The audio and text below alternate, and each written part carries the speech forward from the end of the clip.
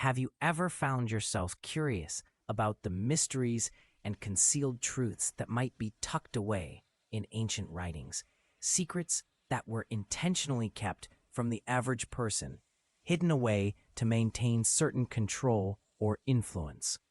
Imagine what it would be like if I revealed to you that there exists a sacred manuscript far older than certain segments of the Bible, a document shrouded in historical significance and mystery.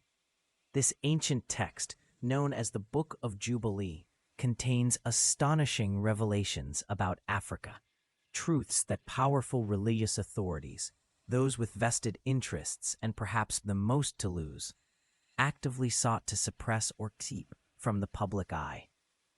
What if these hidden truths could change the way we see history, geography, and perhaps even our own identity in relation to the continent of Africa? The idea that such explosive knowledge has been deliberately concealed raises questions about what else has been kept under wraps from the masses, and whether uncovering it could challenge established narratives and beliefs that have persisted for centuries. Times called Little Genesis was highly esteemed and held in great reverence by the early Jewish and Christian communities, who regarded it as a sacred and insightful text. However, despite its importance in those ancient times, it mysteriously was left out of the official, mainstream biblical canons that have been passed down through centuries. Today, we're going to delve into and uncover 8 forbidden facts about Africa that this ancient and often overlooked text reveals. These truths have the potential to challenge and completely reshape everything you thought you knew about biblical history, the origins of certain civilizations, and the historical timeline of the region. The Book of Jubilee, which is closely connected to this ancient text, dates back to the 7th century BCE, meaning it predates many of the writings found in the New Testament by centuries. It's a document that holds significant historical weight, and its revelations could change our understanding of biblical chronology and the history of Africa itself. This text recounts the stories of Genesis and Exodus with an astonishing level of detail, much of which was never included in your standard Bible. It offers insights, narrative nuances, and possibly hidden chapters that expand upon the familiar stories you know. But why did this particular text survive through the ages, primarily preserved and transmitted in Ethiopia's ancient Ge'ez language? What motives lay behind its preservation? Were there powers at play seeking to hide certain truths or alternative histories? It's not random that this document was kept alive in a region and language so distinct from the mainstream biblical tradition.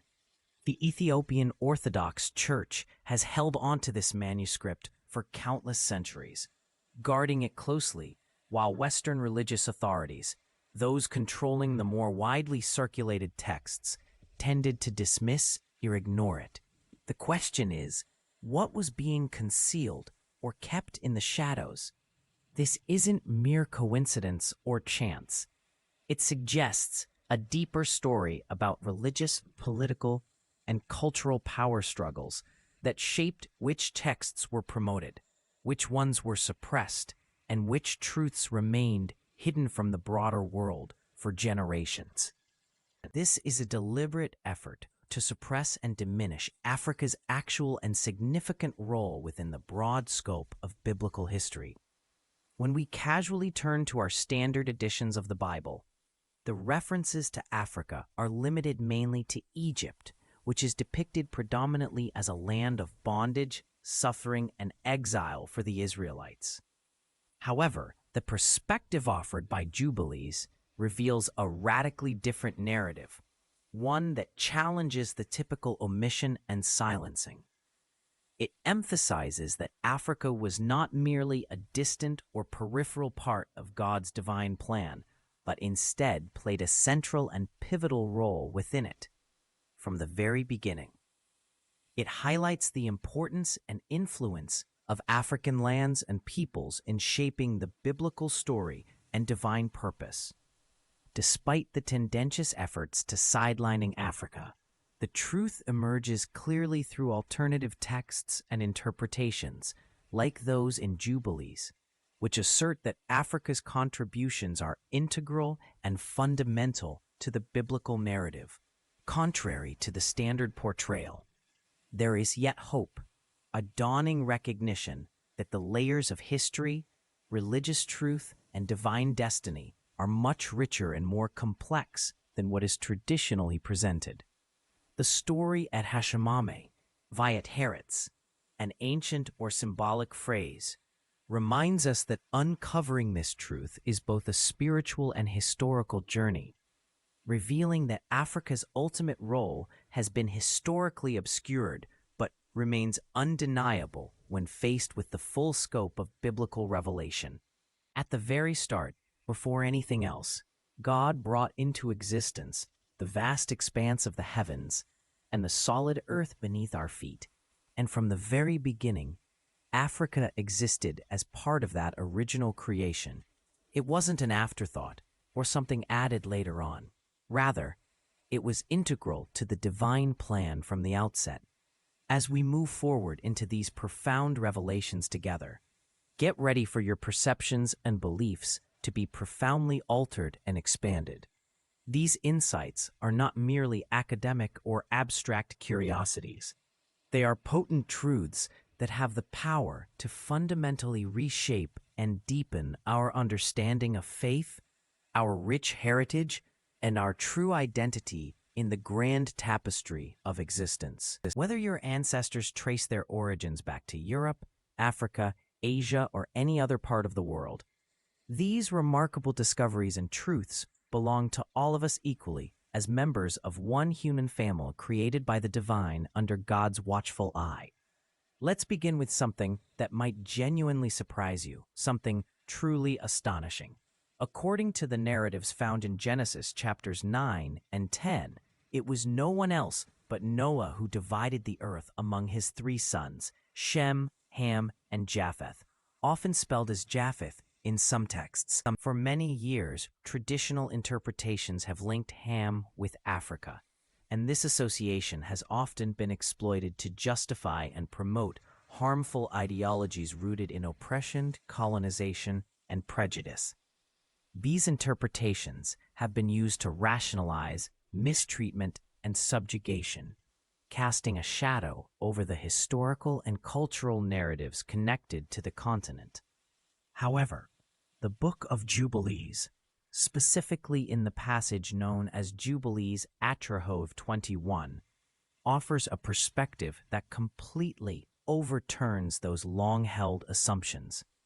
Instead of aligning Ham with Africa, the text reveals that many significant regions of Africa, such as substantial parts of Ethiopia, Sudan, and neighboring areas, were actually designated as belonging to Hashem rather than Ham.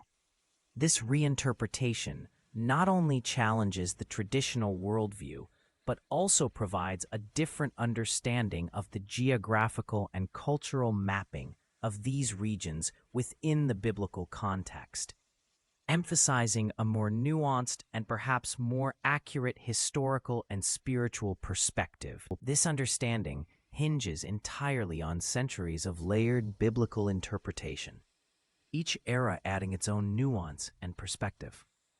Consider carefully what this realization truly signifies.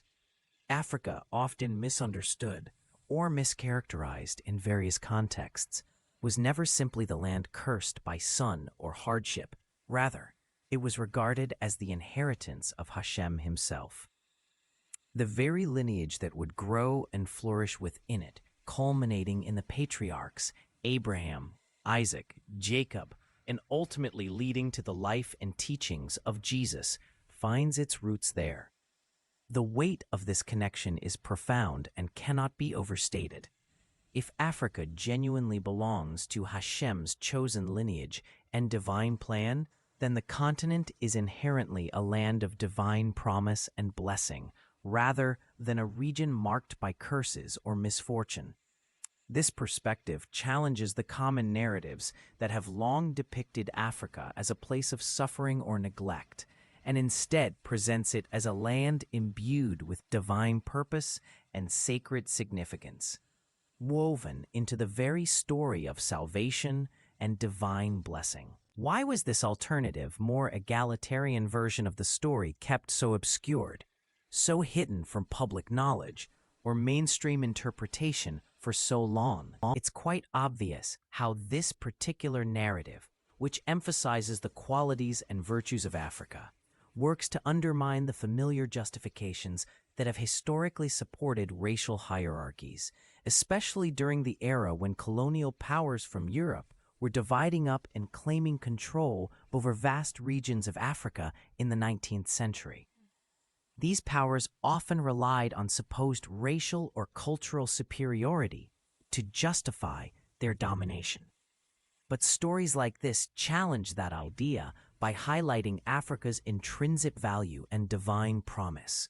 In fact, the last thing they wanted was any biblical or religious evidence that portrayed Africa not as a land inferior or subordinate, but as a place blessed with divine favor, promising prosperity and abundant blessing.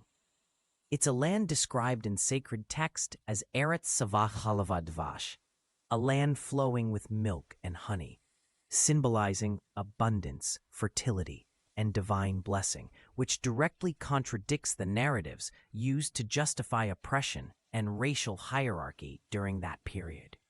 These words from Exodus 3:8, which describe the Promised Land, hold a significance that could easily extend beyond their original context. They might very well be applicable to the rich and fertile regions of Africa that Jubilees designates to Shem, suggesting a deeper, perhaps overlooked connection. The real question we need to ponder is who stands to gain by concealing this truth, and what other hidden knowledge or realities are they deliberately keeping in the shadows? The Book of Jubilees, in particular, uncovers something truly remarkable, an extraordinary insight into Ethiopia's significant role in the unfolding of divine revelation and spiritual history. While the commonly accepted and widely known biblical narratives center primarily on Moses receiving the divine law at Mount Sinai, Jubilee introduces an intriguing and lesser-known detail that expands our understanding. This perspective suggests that the divine law was conveyed through a set of angelic tablets, which hold significant connections to Ethiopian scribes and traditions. Jubilee 629 reveals that during this pivotal event, an angel of the presence, a celestial being manifesting divine authority, dictated not only the specific content of the law to Moses, but also emphasized its deep roots in Ethiopian origins and cultural connections. This additional layer implies that the divine law was intertwined with Ethiopian heritage and that its transmission involved angelic intervention that linked these ancient traditions to the broader narrative of divine revelation. This positioning transforms Ethiopia from being merely a distant or foreign land into a sister nation of Israel, emphasizing a profound and enduring connection rooted in shared sacred traditions and divine blessing. The narrative elevates Ethiopia's status, highlighting its special relationship with divine favor and spiritual significance. Central to this idea is Ethiopia's national epic, the Kebernaughist, which serves as a powerful symbol of this deep bond. The epic vividly recounts how the Ark of the Covenant, a sacred relic of immense importance, was believed to have made its way to Ethiopia, further cementing the country's divine heritage and special place in this spiritual history. Reflecting on this connection invites us to consider the rich tapestry of history, faith, and cultural identity woven into Ethiopia's identity. Think about it. While Western Christianity was undergoing significant growth and transformation in centers such as Rome and Constantinople, Ethiopia was steadily nurturing its own vibrant Christian tradition, diligently preserving ancient practices, theological perspectives, and texts that might actually be more closely aligned with the original faith as it was first practiced and understood. These traditions and texts often predate or differ from those that eventually gained prominence in Europe, especially during the time when early church councils met to deliberate on and determine which writings should be included in the biblical canon. Throughout this period of critical doctrinal decision-making and theological shaping, the voices of Ethiopian Christians and their spiritual heritage were largely marginalized and excluded from the broader international conversations, leaving their rich ecclesiastical history and perspectives relatively unheard and unconsidered on the wider stage of Christendom. 23. Ethiopia is destined to soon reach out and lift her hands toward God in worship and reverence. This prophecy explicitly recognizes Ethiopia's unique and significant role within God's divine plan, highlighting a special connection that sets Ethiopia apart in the grand scheme of spiritual history. Despite this, it's surprising how few Sunday sermons are dedicated to celebrating or emphasizing Ethiopia's profound biblical importance and its storied spiritual legacy. The silence surrounding this topic is almost deafening, resonating with an ominous quiet that seems to overshadow Ethiopia's rightful place in biblical history. The deliberate suppression of Ethiopian Christianity, along with its sacred texts such as Jubilee, was not a coincidence or mere oversight. It was a calculated act that aimed to diminish Ethiopia's spiritual influence and marginalize its ancient faith traditions, effectively erasing parts of its rich religious heritage from mainstream consciousness. This was part of a deliberate and methodical campaign aimed at consolidating religious authority within the seat of power in Rome and subsequently extending that control into other major European capitals. The strategy involved subtly diminishing and sidelining the significant contributions of African communities and thinkers to the development and enrichment of Christian doctrine. By doing so, European nations could more readily position themselves as the legitimate heirs and rightful interpreters of biblical tradition, establishing a narrative that favored their own authority and perspective. However, despite these efforts to obscure or suppress certain histories and contributions, the truth has a way of surfacing and cannot stay concealed forever. Its revealing moments serve as a reminder that the full scope of history and influence can't be silenced indefinitely, no matter how concerted the effort to rewrite or diminish it may be. Are you prepared to embrace what lies ahead? Whatever surprises, revelations, or challenges may come as we continue to uncover these timeless truths. Because what I am about to unveil regarding the angels of Africa has the potential to profoundly shake and challenge the very foundations of the traditional biblical understanding that many have held for centuries. One of the most captivating and thought-provoking revelations found within the pages of the Book of Jubilee pertains to the specific angels assigned the sacred task of protecting, overseeing, and watching over the lands of Africa, a detail that is often overlooked or not explicitly highlighted. Meanwhile, within the broader context of the Bible, angels are generally referenced in vague or general terms, without any specific mention or emphasis on their territorial assignments or particular regions they are responsible for. Jubilees contain detailed descriptions concerning celestial guardians, divine beings assigned to oversee particular regions of the earth, among which Africa holds a significant place. In Jubilees 22, we are informed that God brought forth angels on the very first day of creation, assigning each of them distinct territories and peoples to watch over and safeguard. As we progress through subsequent chapters, it becomes evident that these angelic guardians were entrusted with the dual responsibilities of preserving divine knowledge, keeping sacred truths and wisdom safe, and protecting sacred spaces throughout the continent of Africa. Their roles extended beyond mere watchfulness. They served as custodians of spiritual integrity, guardians of holy sites, and preservers of divine secrets, ensuring that the sanctity of Africa's spiritual and cultural heritage remained intact under their vigilant care. This indicates a form of divine favor and special attention directed toward Africa that is entirely missing from traditional or conventional biblical teachings. These celestial guardians weren't insignificant or minor figures in the grand scheme. Rather, they held prominent roles. According to Jubilees accounts, they were powerful and mighty beings embodying great spiritual authority. Their purpose was to relay divine wisdom and knowledge to African spiritual leaders across numerous generations, serving as vital messengers and guides from the divine realm to those chosen to lead. 7.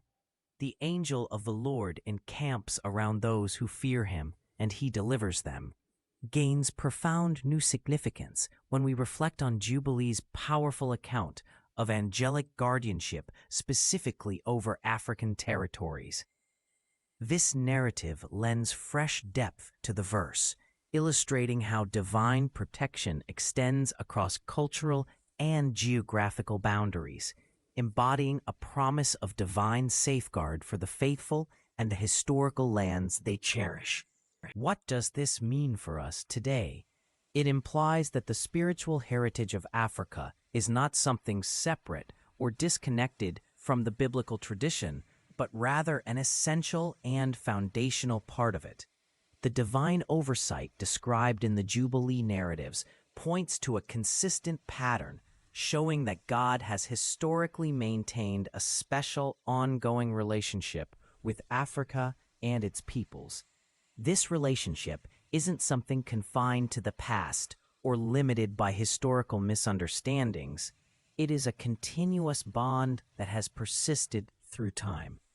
It also underscores the idea that this connection goes beyond the distortions and misrepresentations introduced by colonialism, religious imperialism, and external influences that sought to diminish or distort African spiritual expressions.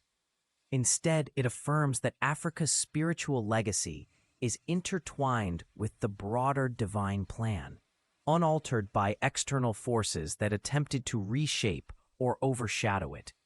Recognizing this can challenge existing narratives and invite a deeper appreciation of the richness and authenticity of African spiritual traditions as an integral part of the larger biblical story and divine relationship. This isn't simply a matter that pertains exclusively to individuals with African heritage. Instead, it is a universal story that resonates with all of us, illustrating the divine care and protection that sustains us. This narrative enriches our shared understanding of spiritual history, reminding us of the profound ways in which divine forces have been at work across all cultures and regions. When we come to realize that God specifically assigned powerful angels to watch over Africa, we are doing more than just recognizing a spiritual act. We're affirming Africa's vital and central role within the grand divine narrative. It is a recognition that Africa has often been overlooked, marginalized, or erased in the stories we tell about history and spirituality. Acknowledging this divine safeguarding highlights the importance of Africa's enduring significance and challenges the many ways in which its contributions and existence have been diminished or ignored. This understanding invites a broader appreciation of the continent's prominent place in spiritual and divine history, emphasizing its rightful prominence in the story that connects all of humanity. These revelations compel us to reframe our understanding of biblical history by encouraging a broader perspective, one that encompasses Africa not merely as an ancillary or peripheral element, but as an integral, central arena where the ongoing narrative of God's divine drama takes place.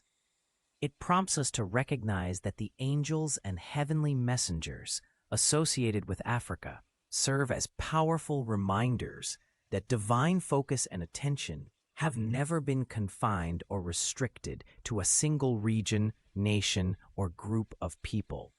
Instead, God's gaze extends universally across all of creation, highlighting the significance and divine purpose present in every corner of the world. Within the intricate and often overlooked genealogies of Jubilee entities, what untold stories, hidden truths, or ancestral connections might be hidden?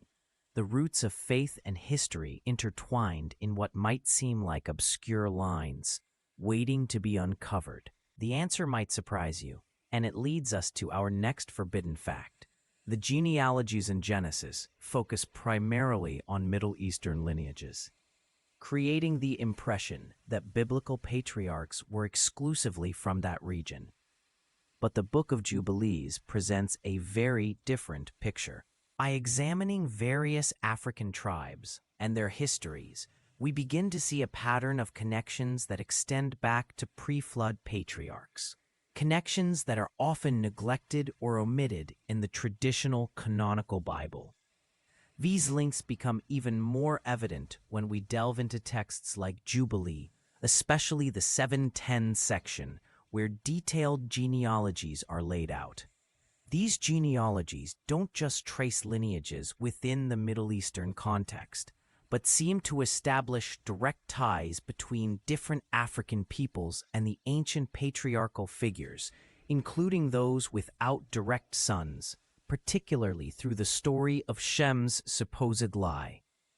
Many of these passages imply that key biblical figures, such as Enoch, who is famously revered for his righteousness and for the mysterious account of his sudden assumption into heaven, may have had substantial and significant connections to African regions and peoples.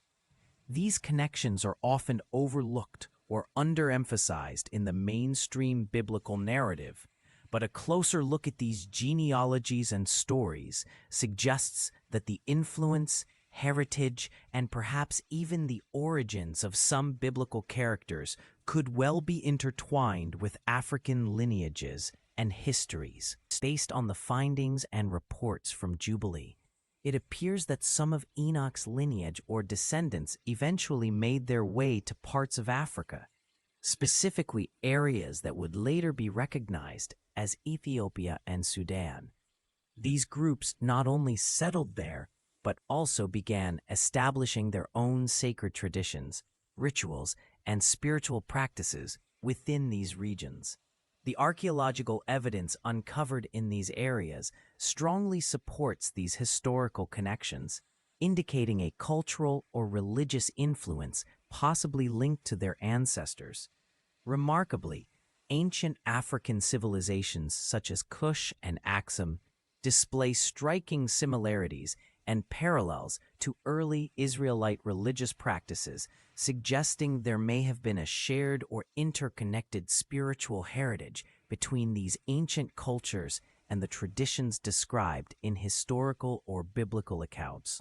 31, which lists the descendants of Adam. However, the Book of Jubilee offers an expanded version of this genealogy, astonishingly extending it further than the traditional account, including additional branches and lineage lines that reach deep into the African continent. This extended genealogical record underscores the possibility of a more complex, intertwined history between the Hebrews and various African peoples, hinting at interactions, migrations, and shared histories that span across continents. These connections were far from trivial or insignificant. They held profound importance, representing vital spiritual lineages that served as custodians of sacred divine knowledge, passing it down through countless generations. These genealogical ties weren't merely family trees. They were links to spiritual truths that had been carefully maintained and preserved over the ages. So, why, then, were these significant lineages and their stories omitted from the mainstream versions of the Bible that people are accustomed to reading today? The explanation resides in the complex politics and strategic considerations that shaped the formation of the biblical canon. When religious authorities convened to determine which texts would be deemed authoritative and included in the official canon, they made deliberate choices. These choices heavily favored narratives and stories that emphasized the importance and centrality of Jerusalem, its temple, and the later political and spiritual significance of Rome.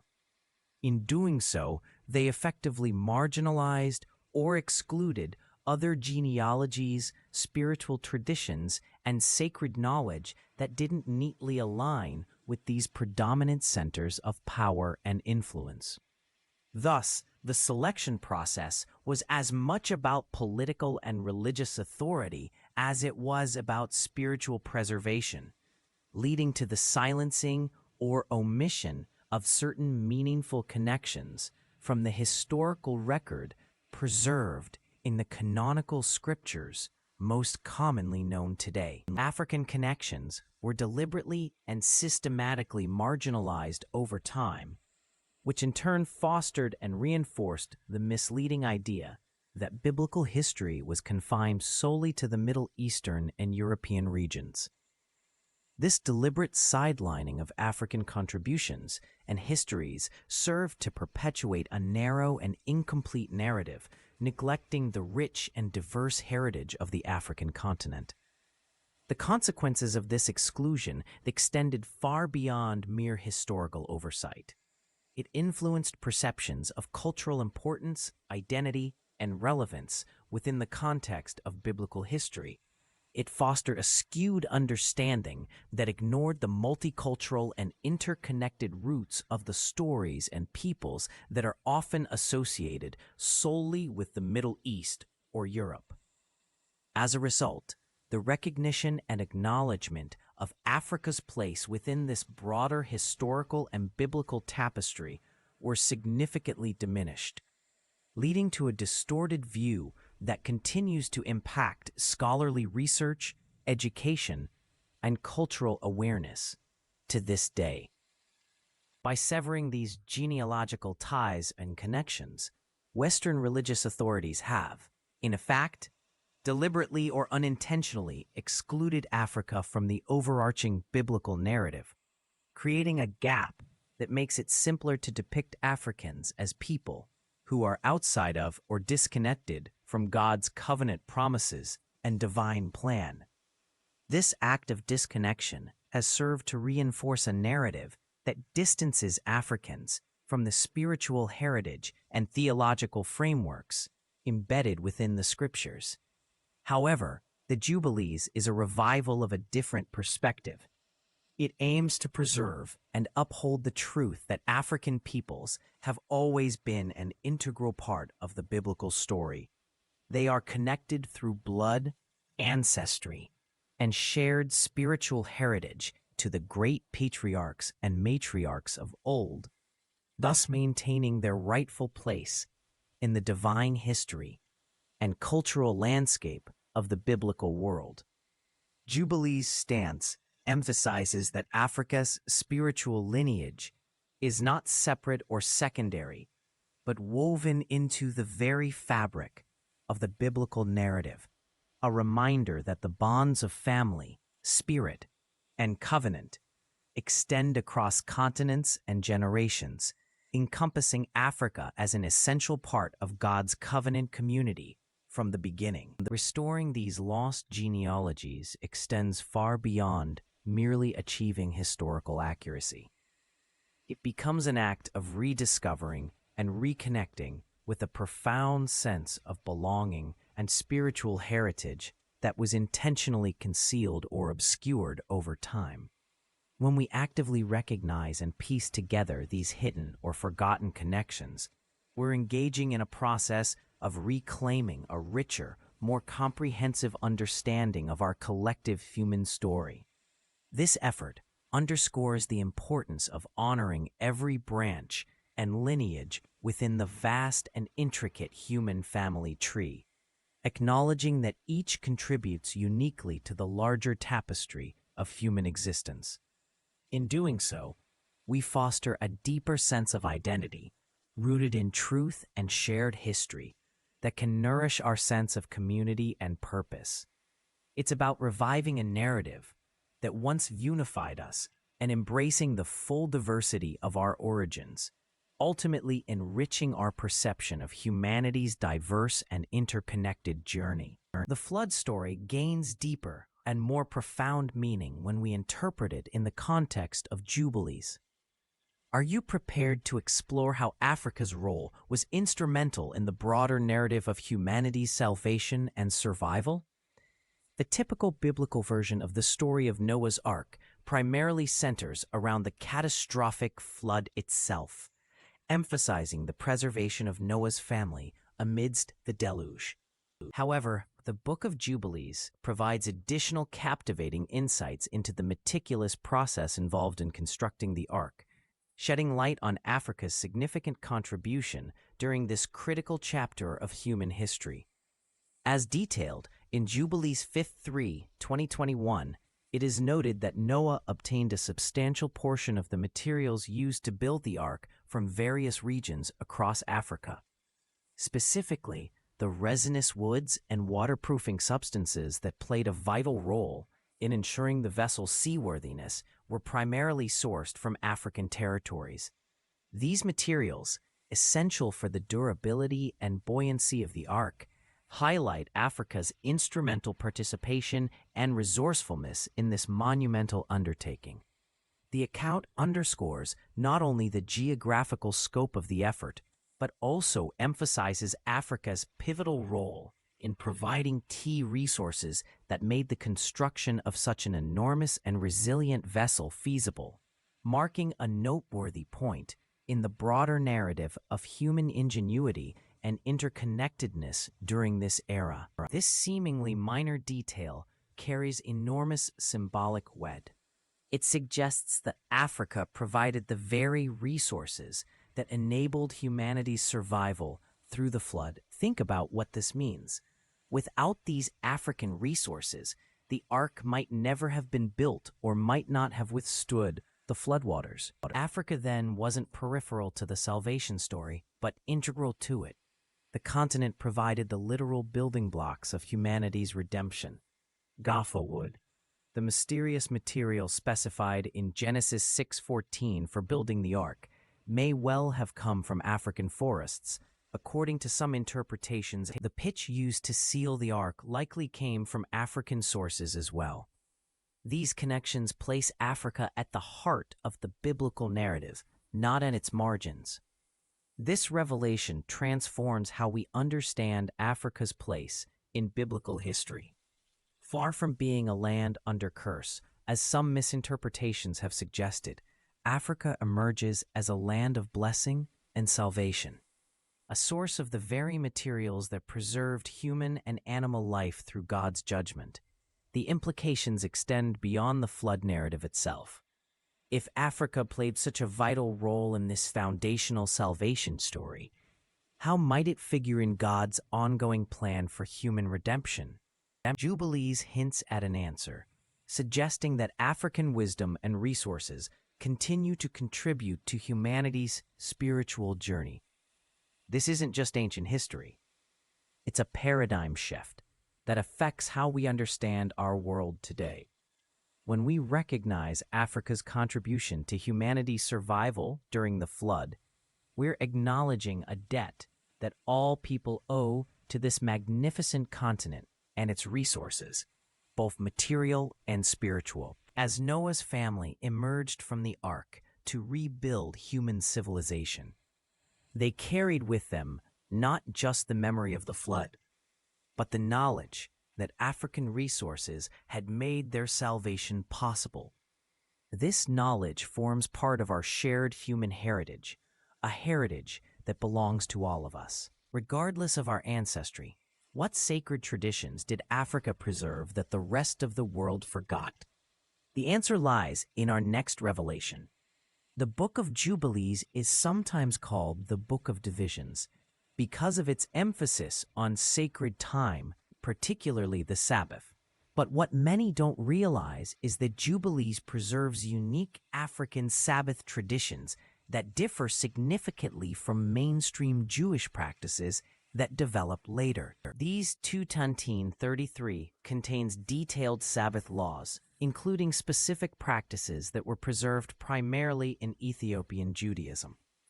These include unique prayers, ceremonial foods, and ritual observances that maintain their African character, even as Sabbath practices evolved differently elsewhere in the world. And what's remarkable is how these African Sabbath traditions often seem closer to the original biblical instructions than later rabbinic developments. Ethiopian Jews, for instance, maintain certain purification rituals on the Sabbath that align perfectly with Jubilees, but were modified or abandoned in European Jewish communities. Shabbat Shalom Memvarak, a peaceful and blessed Sabbath. This traditional greeting takes on new meaning when we consider the distinctive African expressions of Sabbath observance preserved in Jubilees and practiced by communities like the Better Israel of Ethiopia. These traditions aren't just cultural curiosities, they're living testimonies to Africa's spiritual ingenuity and faithfulness. Despite centuries of isolation from other Jewish communities, Ethiopian Jews maintain these practices with remarkable consistency, preserving aspects of biblical faith that might otherwise have been lost. The existence of these distinctive African Sabbath traditions challenges the Eurocentric narrative of religious development. It suggests that African communities weren't passive recipients of faith traditions from elsewhere, but active preservers and interpreters of biblical teaching. In some cases, they may have maintained more ancient forms of practice than communities in the Middle East or Europe. Modern Ethiopian Jewish communities continue many of these traditions today, both in Ethiopia and in Israel, where many have migrated. Their practices offer a window into ancient forms of biblical faith that complement and sometimes challenge mainstream understandings. By exploring these African Sabbath traditions, we gain a more complete picture of how biblical faith has been expressed across different cultures and contexts. This isn't about determining which tradition is right. It's about appreciating the beautiful diversity within our shared spiritual heritage and recognizing Africa's vital contribution to the answer will astonish you. Perhaps the most startling revelation in the Book of Jubilees is its prophecy concerning Africa's future spiritual role. While the canonical Bible contains various prophecies about nations and peoples, Jubilees include specific predictions about African nations rising as spiritual leaders in the latter days, prophecies that were systematically excluded from mainstream biblical texts. In Jubilees 8.21 and 9.415, we find hints of a future time when the descendants of Shem in Africa would rise to spiritual prominence, playing a crucial role in humanity's redemption. These passages suggest that African nations would preserve crucial spiritual knowledge through dark times, eventually sharing it with the world when it was most needed. This prophecy takes on remarkable significance when we consider historical developments. Ethiopia, for instance, preserved ancient biblical texts like Jubilees itself when they were being lost or suppressed elsewhere. The Ethiopian Orthodox Church maintained an unbroken Christian tradition, while much of North Africa fell under Islamic influence and Europe descended into the Dark Ages. Kaima maskrak shimish vid mavu gadal shemibi goyim. Before from the rising of the sun to its setting, my name is great among the nations. This verse from Malaysia pretexted on the lines perfectly with Jubilees' vision of Africa's spiritual role, suggesting that God's name would be honored throughout the world, including in African nations, often marginalized in religious narratives. Why was this prophecy downplayed or excluded from mainstream biblical canons? The answer lies in the politics of power. Colonial powers building empires in Africa had every reason to suppress narratives suggesting that African nations had a divine destiny as spiritual leaders. Such prophecies would have undermined the very ideological foundations of colonialism. The suppression of these prophecies reflects a broader pattern of controlling religious narratives to serve political ends. By excluding Jubilees from the canon, religious authorities effectively silenced its revolutionary vision of Africa's spiritual future, a vision that challenged existing power structures and hierarchies. Today, as African Christianity experiences explosive growth and African spiritual leaders gain global influence, Jubilees' prophecy seems increasingly prescient. The continent that preserved these ancient texts through centuries of obscurity is now home to some of the world's most vibrant and fastest-growing faith communities. This isn't just significant for Africa, it's a development that affects all of humanity. If Jubilees is correct, African spiritual insights and leadership will play a crucial role in addressing the challenges facing our world in these latter days. This prophecy invites all people, regardless of background, to pay attention to what's emerging from Africa's rich spiritual soil, who preserved these forbidden texts when others sought to destroy them. The answer reveals our final hidden fact. Our final revelation concerns the extraordinary story of how the Book of Jubilees survived at all, while many ancient texts were lost to time. Jubilees was preserved primarily through the diligent efforts of Ethiopian scribes who recognized its value when others did not. The Book of Jubilees would have disappeared entirely if not for its preservation in the Ge'ez language by Ethiopian scribes. For centuries, while religious authorities elsewhere excluded it from their canons, monks in remote monasteries carefully copied and protected this text, recognizing it as a sacred inheritance. These Ethiopian scribes weren't just passive copyists, they were active guardians of knowledge, maintaining a tradition of scholarship that stretches back millennia. In remote monasteries like those at Lake Tana, generations of monks dedicated their lives to preserving texts like Jubilees, often under difficult conditions and sometimes in the face of external threats. Sophositan, the Hebrew term for a scribe who produces sacred texts. These Ethiopian guardians fulfilled this sacred role with remarkable dedication, maintaining standards of accuracy and reverence that ensured Jubilees' survival when many other ancient texts were lost. The preservation of Jubilees in Ethiopia represents an intellectual achievement of the highest order, at a time when literacy was rare and book production extremely labor-intensive. Ethiopian scribes maintained a sophisticated tradition of textual transmission that preserved not just Jubilees, but numerous other texts that would otherwise have been lost to history. This tradition of Ethiopian scholarship continues today. Modern Ethiopian scholars are at the forefront of efforts to study and translate ancient texts, bringing their unique perspectives and cultural insights to the interpretation of documents like Jubilees. Their work enriches our collective understanding of biblical history and challenges us to recognize Africa's intellectual contributions. The story of Jubilees' preservation in Ethiopia isn't just about the past. It's about ongoing efforts to recover and understand our shared spiritual heritage. Scholars from around the world now study these Ethiopian manuscripts, acknowledging their immense value for understanding biblical history and the development of religious thought. By recognizing the Ethiopian guardians of Jubilees, we're acknowledging Africa's crucial role in preserving knowledge that belongs to all humanity. These scribes didn't just save an ancient text. They preserved insights and perspectives that challenge us to see biblical history in a more complete and inclusive way.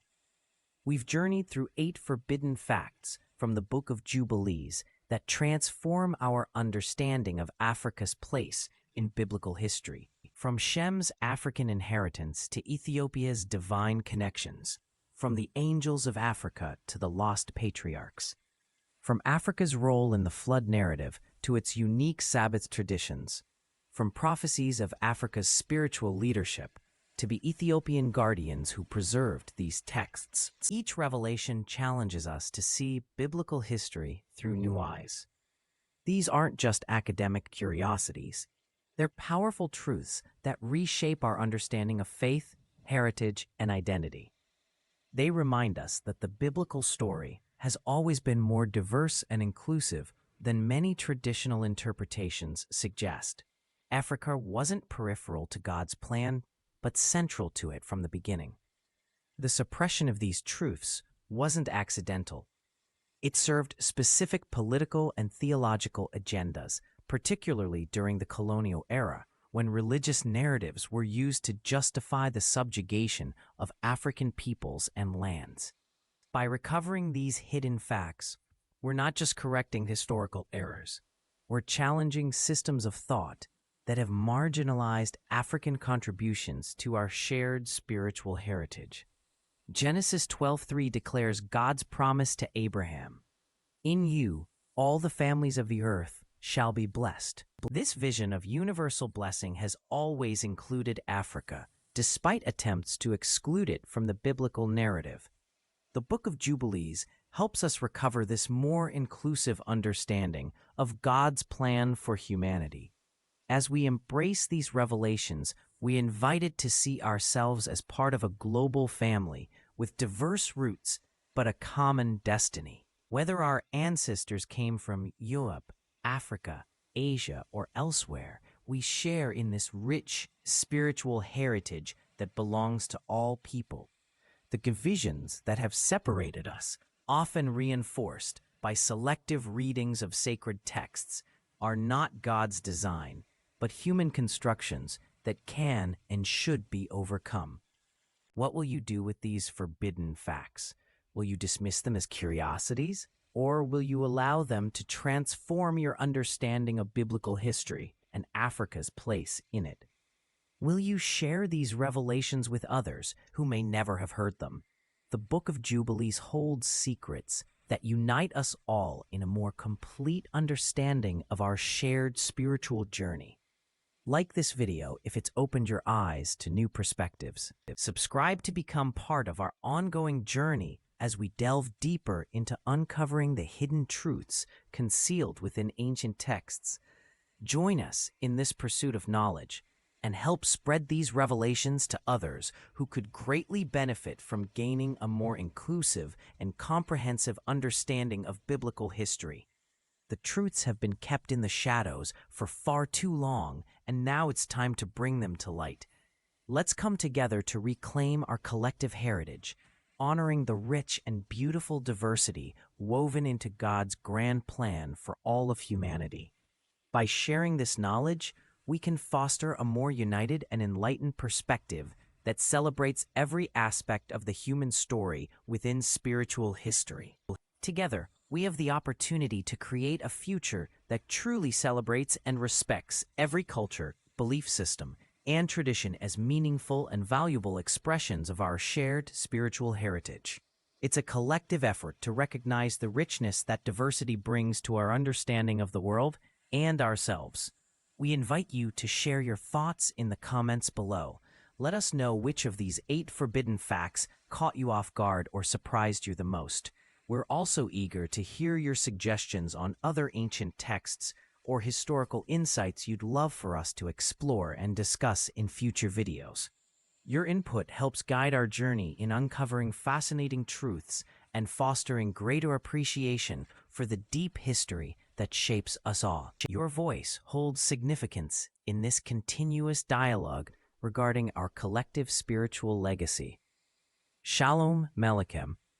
Peace be upon each and every one of you. In the effort to preserve this sacred heritage, there exists a prophecy concerning Africa's future that was contained within Jubilees' writings, a prophecy so profound and revolutionary that it was deemed too radical or disruptive to be incorporated